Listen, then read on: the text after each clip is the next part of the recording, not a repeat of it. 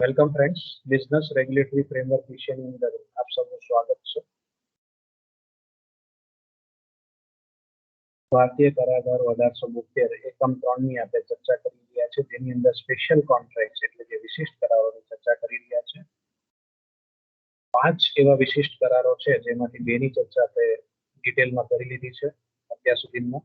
ક્ષતિપૂર્તિનો કરાર અને જામીનગીરીનો કરાર, તેની આપણે ચર્ચા કરી ગયા. આજે નવું સોપાન લઈએ, નવો ચેપ્ટર સ્ટાર્ટ કરીએ, બેલમેન્ટ અને પ્લેજ. આ ચેપ્ટરની આજે આપણે શરૂઆત કરીએ છીએ. તો જોઈએ, સૌ પ્રથમ આપણે બેલમેન્ટ વિશે જ્ઞાન મેળવશું, એની ચર્ચા કરશું. બેલમેન્ટનો કોન્સેપ્ટ સમજવાનો પ્રયત્ન કરશું, બેલમેન્ટ છે શું અને તેના આવશ્યક તત્વોની ચર્ચા કરીએ. બેલમેન્ટની વ્યાખ્યા આપી તેના આવશ્યક તત્વો આપણે સમજવાનો પ્રયત્ન કરશું આજના સેશન. જોઈએ પ્રસ્તાવના પર. ભારતના કરારધારાની કલમ 148 થી 181 માં આવા બેલમેન્ટના કરાર બાબતની જોગવાઈઓ છે. આ જોગવાઈઓને 4 વિભાગોમાં વહેંચી શકાય છે. ટોટલ આ ચેપ્ટરની અંદર કેટલી કલમો છે? 148 થી લઈને 181 સુધીની કલમો છે. 30+ કલમો છે આની અંદર. એ કલમોની આપણે વિસ્તૃત ચર્ચા કરશું. આ કલમોને પાછા 4 ભાગમાં વહેંચેલા છે, તે જરા જોઈ લઈએ. કલમ 148 થી 167 અને કલમ 181 માં બેલમેન્ટના કરારની વ્યાખ્યા તથા બેલી અને બેલોરના હક અને ફરજો જણાવવામાં આવ્યા છે. બેલમેન્ટની અંદર 2 પક્ષકાર હોય છે, બેલી અને બેલોર.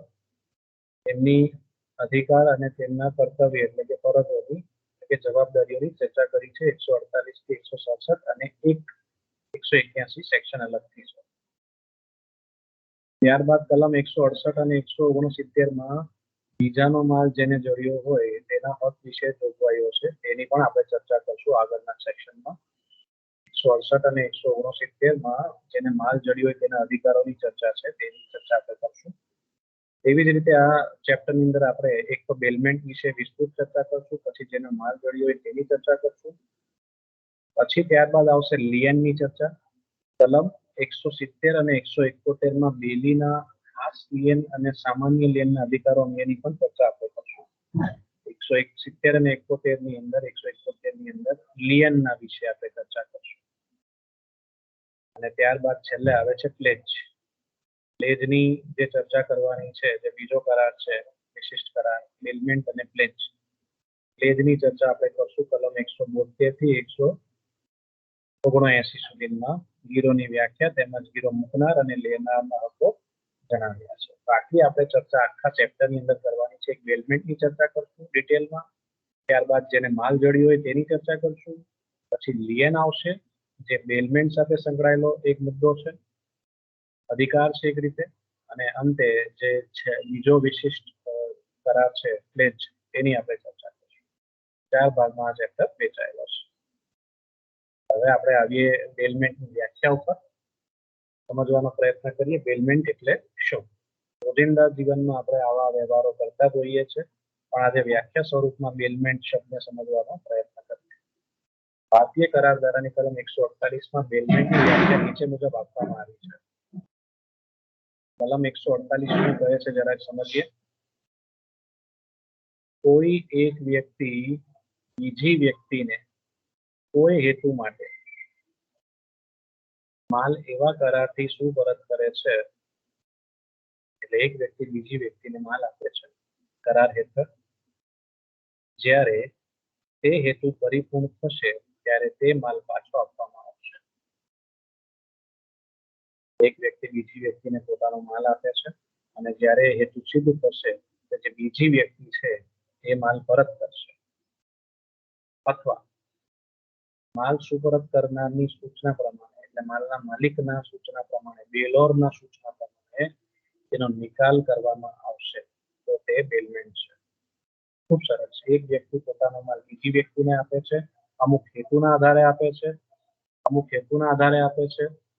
એ હેતુ સિદ્ધ થાય, એ હેતુ સિદ્ધ થાય એટલે માલ પાછો માલિકને આપી દેવાનો છે, બેલોરને આપી દેવાનો છે. માલ પછી બીજી વ્યક્તિ પોતાની પાસે રાખી નથી મૂકવાનો. જે રીતના હેતુ સિદ્ધ થાય તે બીજી વ્યક્તિએ પ્રથમ વ્યક્તિને, પ્રથમ પક્ષકારને માલ પાછો આપી દેવાનો છે. અથવા પ્રથમ વ્યક્તિ એટલે કે બેલરની સૂચના મુજબ, બેલરની માલિકની પ્રથમ પક્ષકારની સૂચના મુજબ બીજી વ્યક્તિએ એટલે કે બેલીએ એ સૂચનાનું પાલન કરવાનું આવી શકે છે. એટલે માલના માલિકે બેલરે બેલીને એમ કહ્યું હોય કે તમે માલનો નિકાલ કરી દો, વેચી દો, તો ત્યાં આ કરારને આપણે, આ વ્યવસ્થાને આપણે બેલમેન્ટનો કરાર કહી શકીએ છીએ. આની અંદર બે પક્ષકારો હોય છે મિત્રો. બેલમેન્ટના કરારની અંદર એક હોય છે બેલર, બીજો હોય છે બેલી. અલો અને અલી. જે વ્યક્તિ માલ સુપરત કરે છે તે બેલોર કહેવાય છે. જે વ્યક્તિ માલ સુપરત કરે છે તેને બેલોર કહેવાય છે, અને જેને માલ સુપરત કરવામાં આવે છે તેને બેલી કહેવાય છે. એટલે માલનો માલિક બેલર, અને એ માલનો ઉપયોગ કરવા અથવા એ માલ પર કઈ કાર્ય કરવા માટે જે વ્યક્તિ હોય છે, સેવા આપવા માટે જે વ્યક્તિ હોય છે તેને બેલી કહેવાય છે. ઉદાહરણ પછી સમજશું આગળ. પહેલા આપણે સરળ ભાષામાં ફરી પાછું એકવાર સમજી લઈએ બેલમેન્ટ એટલે શું. તો સરળ ભાષામાં બેલમેન્ટ શબ્દ મૂળ ફ્રેન્ચ શબ્દ બેલર પરથી બન્યો છે, જેનો અર્થ થાય છે આપવું. બરાબર છે. મૂળ ફ્રેન્ચ શબ્દથી આ બેલમેન્ટનો શબ્દ આવ્યો છે, અને ફ્રેન્ચ શબ્દ એ કયો છે બેલર, અને એનો અર્થ થાય છે આપવું. શું આપવું પણ. આગળ વધીએ. જ્યારે કાયદાની ભાષામાં સમજીએ તો માલનો કબજો એક વ્યક્તિ પાસેથી બીજી વ્યક્તિ પાસે જવો, એવો અર્થ થાય છે. ખૂબ સરળ છે. આમ જ્યારે કોઈ એક વ્યક્તિ ખાસ હેતુ માટે માલ બીજી વ્યક્તિને આપે અને તે હેતુ પૂરો થઈ જતા તે માલ આપનારને એટલે કે બેલરને પરત કરવાનો હોય તો તે માલ આપવાનો કરાર એટલે તે બેલમેન્ટનો કરાર કહેવાય. ખૂબ સરસ. તમે તમારો માલ બીજી વ્યક્તિને શા માટે આપશો? કોઈ ખાસ હેતુ સિદ્ધ કરવા માટે જ આપશો ને. માની લો તમારો એક મોબાઈલ છે ને, મોબાઈલ બગડી ગયો છે, તો હવે એને રિપેર કરાવવો પડે કે નહીં? હા સાહેબ, રિપેર કરાવવો પડે. તો શું કરશો? તમે તમારો માલ બીજી વ્યક્તિને આપશો? આ વ્યવહારની અંદર તમે કોણ? બેલર. તમે કોણ ગણાવો? માલના માલિક એટલે બેલર. તમે તમારો માલ બીજી વ્યક્તિને આપો છો, તમારો મોબાઈલ બીજી વ્યક્તિને આપો છો એટલે દુકાનદારને આપો છો રિપેરિંગ માટે. તમારો ખાસ હેતુ શું છે? અંદર સાહેબ મોબાઈલ બગડી ગયો છે, રિપેર કરાવવો હેતુ છે, એ અમારો હેતુ છે. હવે મોબાઈલ રિપેર કરીને બેલી એટલે દુકાનદાર, બેલી એ પોતાની પાસે રાખી મૂકશે માલને? હા, જ્યાં સુધી તમે લેવા નહીં જાઓ ત્યાં સુધી રાખી મૂકશે. પણ આજીવન રાખી મૂકશે ના સાહેબ. હેતુ સિદ્ધ થાય એટલે માલ પરત કરી દેવાનો છે, બેલરને આપી દેવાનો છે, અને બેલમેન્ટનો કરાર કહેવાય. આટલું સરળ છે.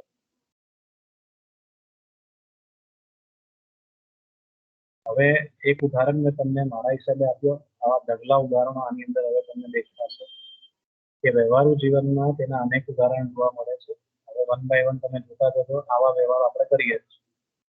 સોનીને દાગીના બનાવવા સોનું આપવું હોય અને દાગીના બનાવીને તે પરત કરવાના હોય તો તે બેલમેન્ટનો કરાર છે.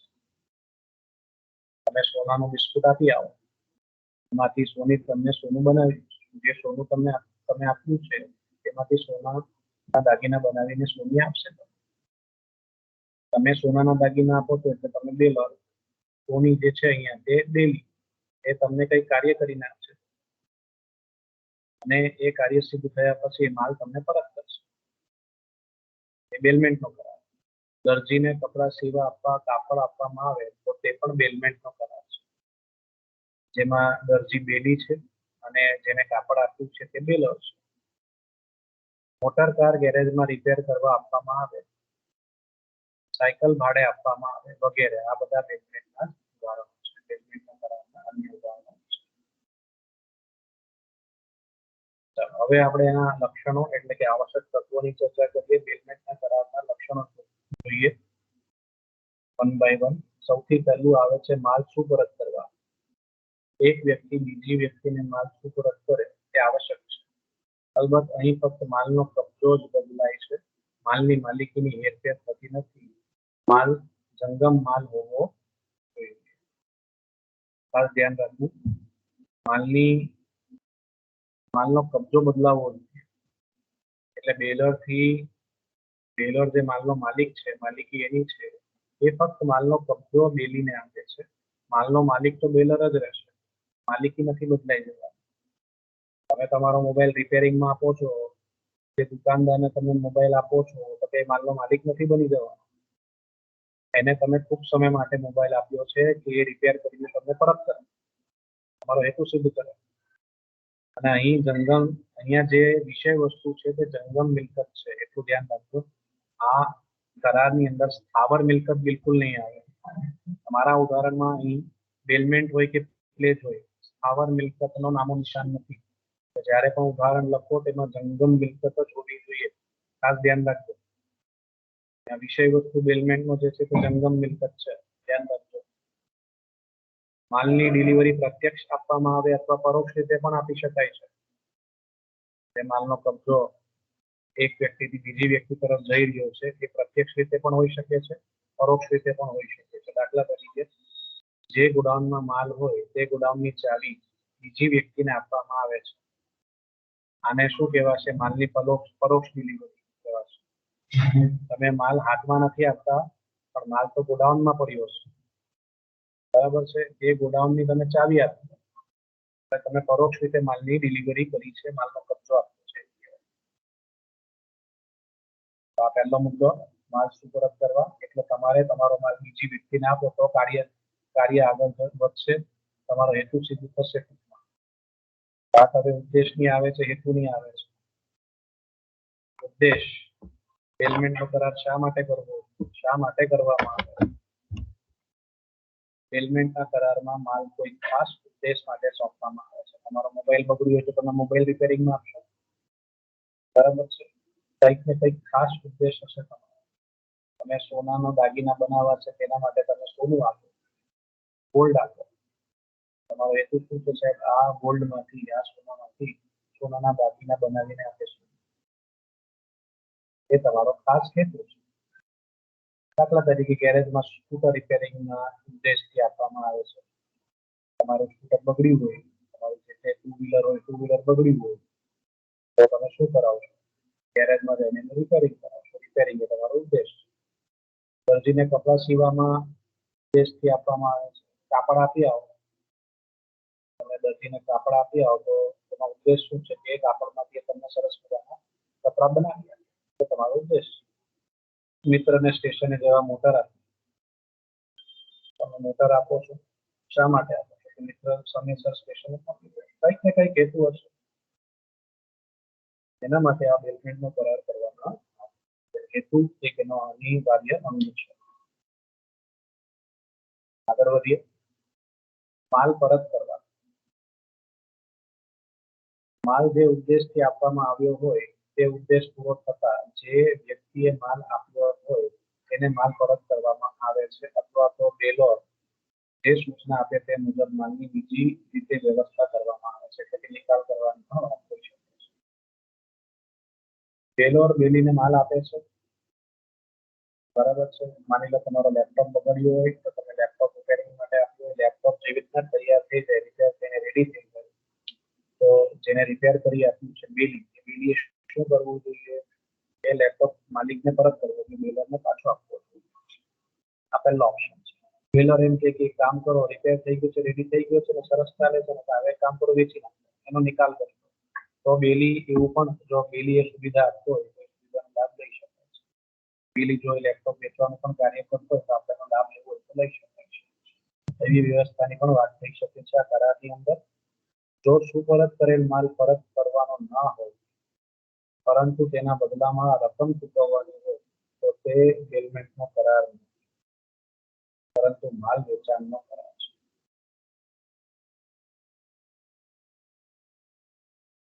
તમે કોઈ વ્યક્તિને માલ આપ્યો હોય અને પાછો લેવાનો ન હોય, તમે તમારી માની લો બાઇક હોય, એ બાઇક કોઈને રિપેરિંગ કરવા આપી હોય અને તમે પાછી લેવા જ ના માંગતા હોય, સામો પક્ષકાર કદાચ તમને એમ કહી દે કે કામ કરો, કે આની ટોટલ રકમ કેટલી થાય છે, આટલી થાય છે, લાવો 20,000 રૂપિયા છે, તો 20,000 આ લઈ લો, તો આ બેલમેન્ટનો કરાર નથી. આ પછી માલ વેચાણનો કરાર થઈ જશે. ત્યાં તમે એનું સેલિંગ કરી દીધું, વેચાણ કર્યું, એ માલ તો તમે વેચી દીધો, પાછો મેળવવાનો જ્યાં ઈરાદો ન હોય ત્યાં બેલમેન્ટનો કરાર, જ્યાં માલ પરત કરવામાં ન આવે ત્યાં બેલમેન્ટનો કરાર થયો જ નથી.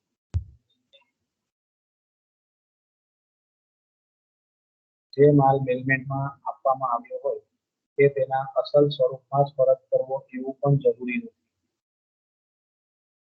તમે સોનું આપ્યું હોય, સોનાના બિસ્કિટ આપીને આવ્યા હોય તો શું સોનાના બિસ્કિટ પરત કરવામાં આવશે? ના, એ સોનાના બિસ્કિટમાંથી તમે જેમ કીધું હોય તેમ તમને દાગીના બનાવીને આપ્યા હોય.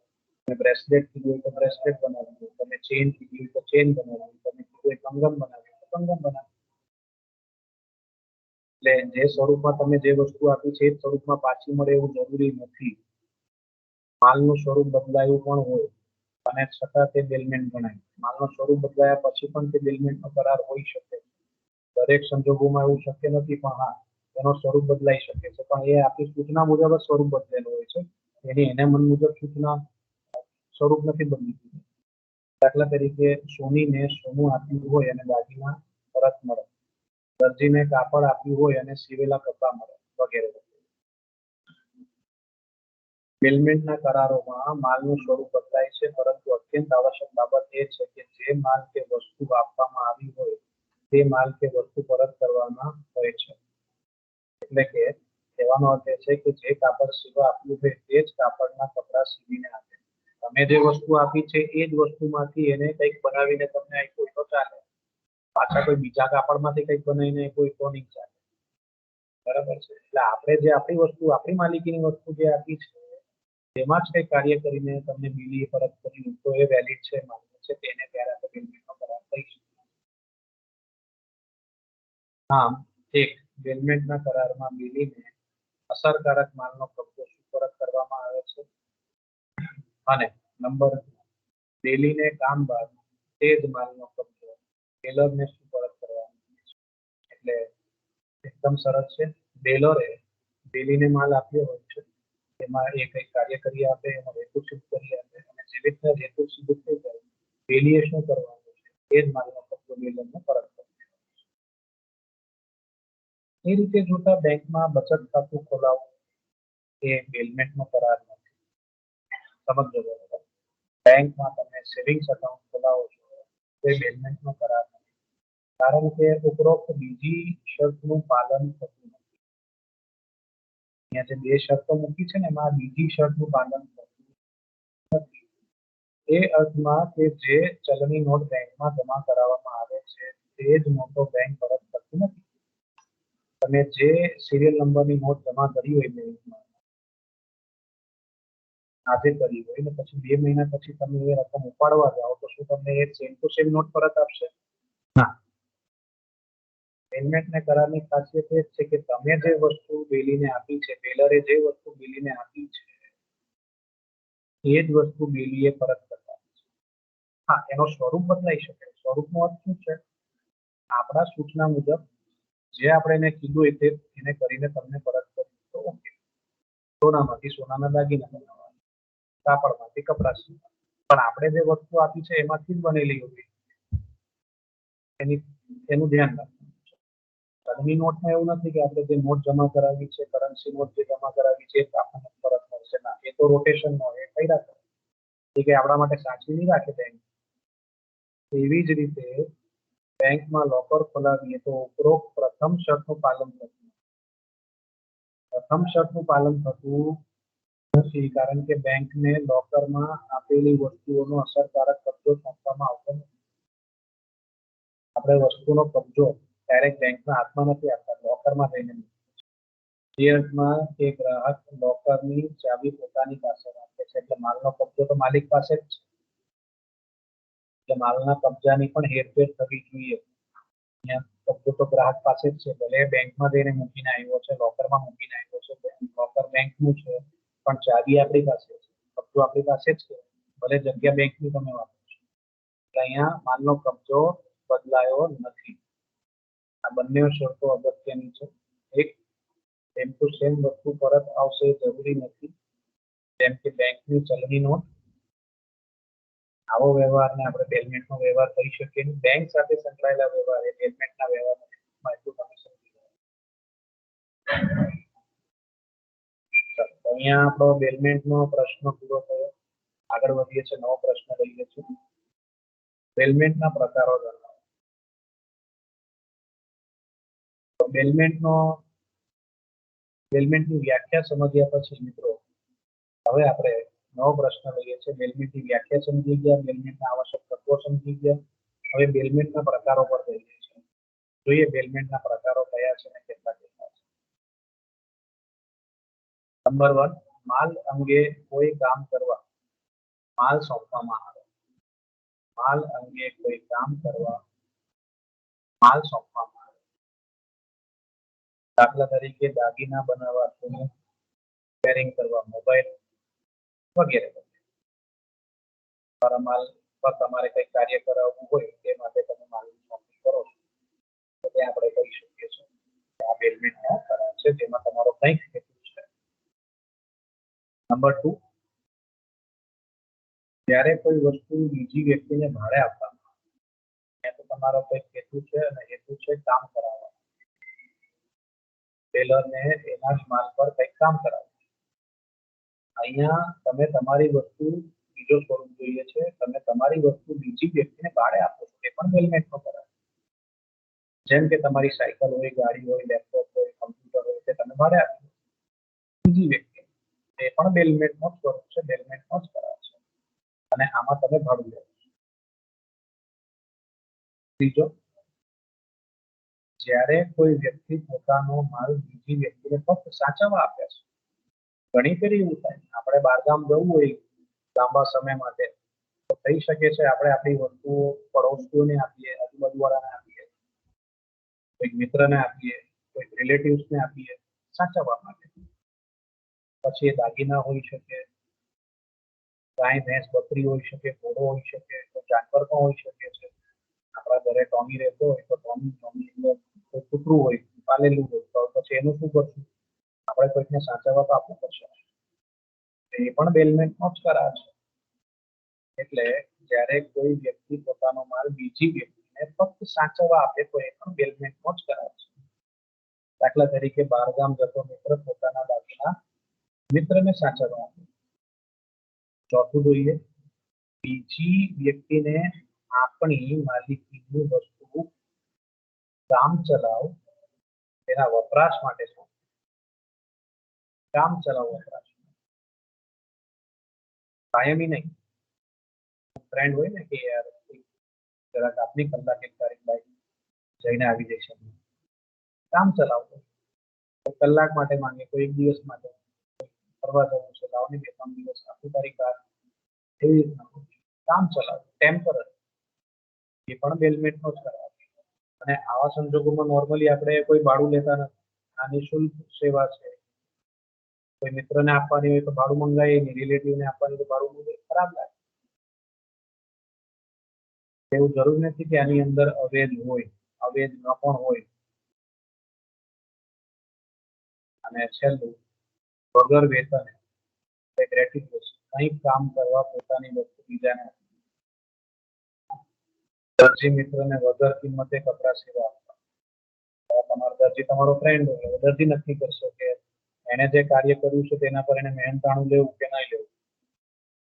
એટલે બેલમેન્ટ 2 સ્વરૂપમાં એમ કહી શકાય છે કે એક જ્યાં વેતનની માંગણી હોઈ શકે છે, એટલે કે જ્યાં અવેજ હોય, અને જ્યાં અવેજ વગર, વેતન વગર પણ હોઈ શકે છે, ત્યાં તમારી પાસે મહેનતાણું ન પણ લેવાનું. એ હવે સંબંધો પર આધાર રાખે છે કે આપણા સંબંધ કેવા છે. એટલે એવું જરૂરી નથી કે અહીંયા અવેજ હોય જ, અવેજ ન પણ હોય. બેલમેન્ટના કરારની અંદર કદાચ અવેજ ન પણ હોય તો પણ એ માન્ય ગણાશે. એ બંને પક્ષકારો નક્કી કરશે કે અવેજ લેવું કે ન લેવું. જે વ્યક્તિ કાર્ય કરી આપે છે એ નક્કી કરશે કે અવેજની માંગણી કરવી કે ન કરવી.